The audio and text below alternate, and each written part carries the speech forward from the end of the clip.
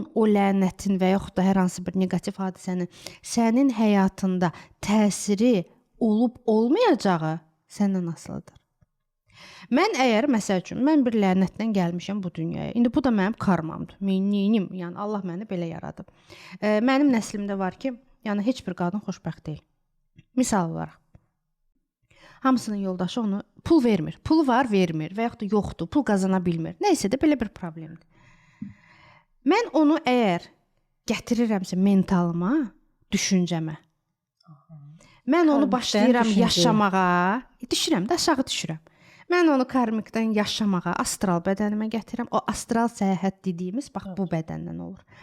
Astral bədənimə gətirirəm, başlayıram onu yaşamağa, hiss eləməyə, qorxularım çıxır.